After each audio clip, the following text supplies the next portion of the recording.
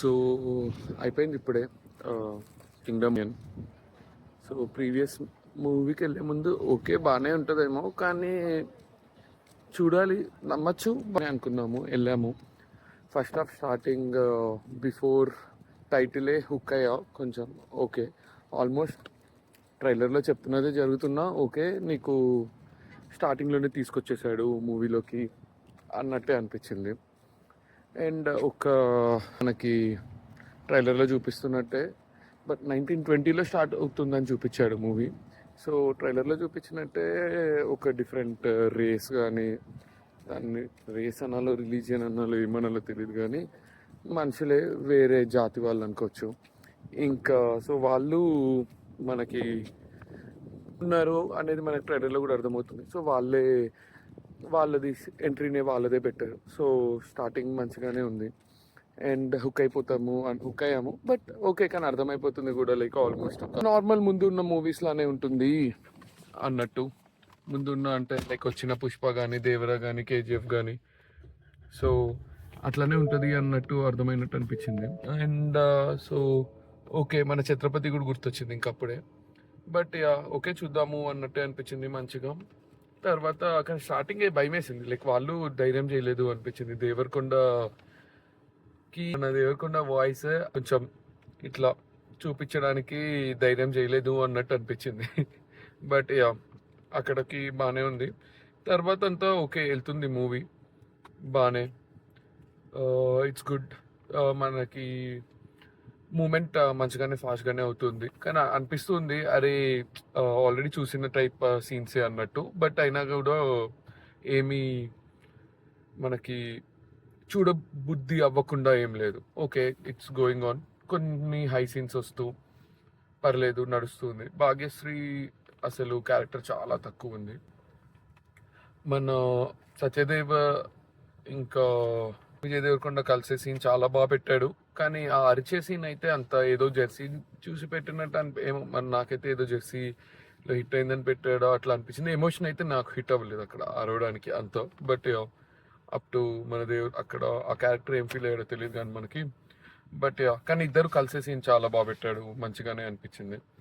ఇంకా అక్కడి నుంచి బాగానే ఓకే, అసలు సత్యదేవ్ ఎందుకు అక్కడ నేనంతా కూడా ఓకే, ఇంకా ఎస్టాబ్లిష్ చేశాడు బాగానే, గుడ్గానే. ఇంకా అంతా ఎక్స్పెక్టెడ్గానే వెళ్తూ ఉండే ఫస్ట్ హాఫ్. సో అక్కడ ఫస్ట్లో మనోడు ఇంకా స్పై అన్నంత పెద్ద మాట మరీ పెద్దది అనిపిస్తుంది కానీ, బట్ నార్మల్ ఒక గ్యాంగ్లో జాయిన్ అయినట్టు అనిపించింది.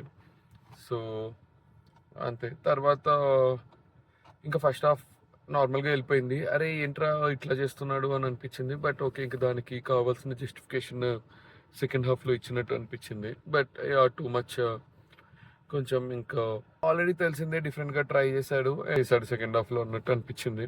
బట్ ఓకే, కానీ ఇంటర్వెల్ సీన్కి కొంచెం ట్రై చేశాడు, మంచిగానే సీన్ పెట్టాడు, బాగానే రివీల్ చేశాడు ఇంటర్వెల్ సీన్. ఇంటర్వెల్ పార్ట్ చాలా బాగా అనిపించింది. ఇంటర్వెల్ ఎండ్ అయినప్పుడు వెరీ గుడ్. దాని తర్వాత సెకండ్ హాఫ్ స్టార్టింగే ఒక సాంగ్తో స్టార్ట్ అవ్వడం అర్థమవుతుంది. సెకండ్ హాఫ్ ఓకే ఏమవుతుంది అని మనకు కూడా కొంచెం కాన్ఫ్లిక్ట్ క్వశ్చన్స్ అవన్నీ ఓకే. వాళ్ళ బ్రదర్ వాడు ఇప్పుడు ఎలా మాట్లాడుకుంటారు ఆ ఇంటర్వ్యూలో రివీల్ అయిన థింగ్ గురించి అనేది కొంచెం క్వశ్చనబుల్గానే, అంటే ఓకే దానికోసం వెయిట్ చేసేలాగా అనిపించింది మూవీలో. బట్ ఓకే, ఫాస్ట్గానే అది వెళ్ళిపోయింది. ఇక్కడ కొంచెం ఈ పార్ట్లో ఒక 2 ట్విస్ట్స్ రివీల్ అవుతాయి ఫస్ట్ హాఫ్లోవి. అవి కూడా ఓకే డీసెంట్. ఒకటి చాలా గుడ్, లైక్ ఒక క్యారెక్టర్ ఎస్టాబ్లిష్మెంట్ మనము ఫస్ట్ హాఫ్ మొత్తం ఒకలా చూస్తాము. నేనైతే ఓకే ఆ ట్విస్ట్ వల్ల ఓకే కొంచెం డిఫరెంట్ క్యారెక్టర్ అన్నట్టు ఎస్టాబ్లిష్మెంట్ లాగా. బట్ ఎక్స్పెక్ట్ చేస్తుంటే గుడ్ డే మూవీ చూడకముందు ఆర్ మూవీ చూస్తున్నప్పుడు పీపుల్ ఎవరైనా. బట్ మంచి అది రివీల్ చేశాడు అనిపించింది.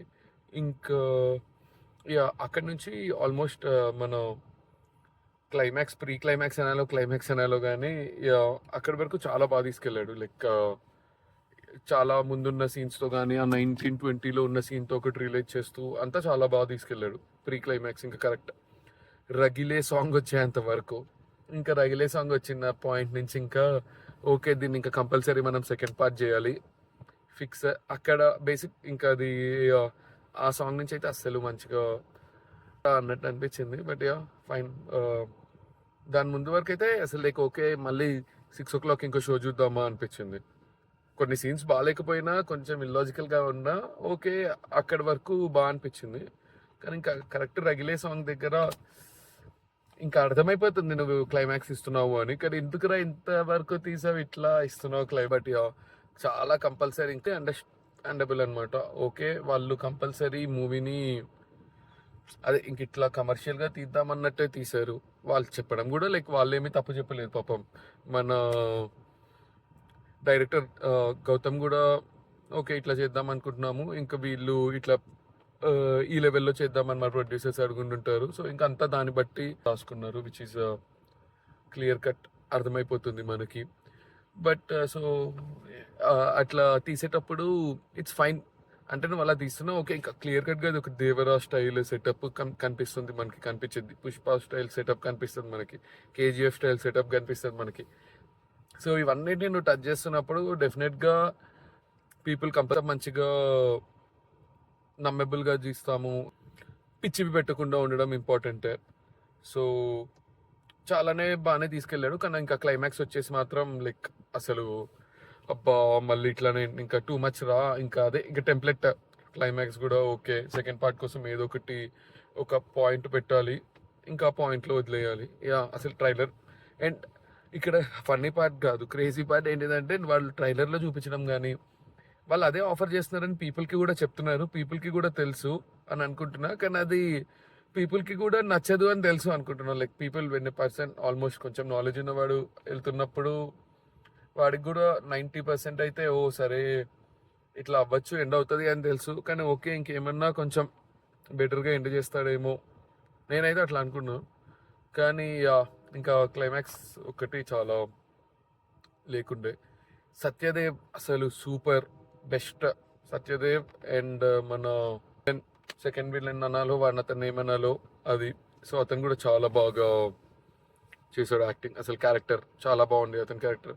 సో క్యారెక్టర్స్ అందరివి బాగానే ఉన్న వాళ్ళవి. అసలు భాగ్యశ్రీ ఇది చాలా చిన్న క్యారెక్టర్, అసలు ఏం లేదు. బట్ ఓకే, ఇంకా వీటితో పాటు మ్యూజిక్ అనేది చంపేశాడు అసలు చాలా. అంతే అసలు అవన్నీ లేకపోతే ఇంకా మూవీ నార్మల్గా మన ముందు కొండన్న మూవీస్లోనే మింగేటోళ్ళు ఏమో అన్నట్టు అనిపించింది అనమాట.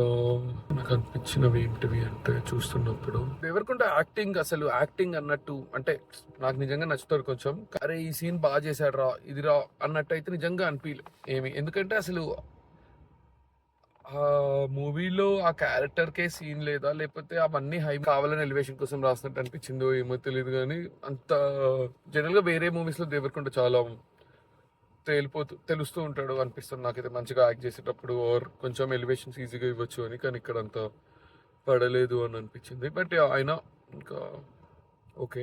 కానీ ఇంకా ఎండింగ్ క్లైమాక్స్ ఎగ్జాక్ట్ మన కేజీఎఫ్లో ఇంకా వేరే క్యారెక్టర్ ఉంటాడు ఇట్లా, మన అతని పేరేంటి సంజు వస్తాడు కదా.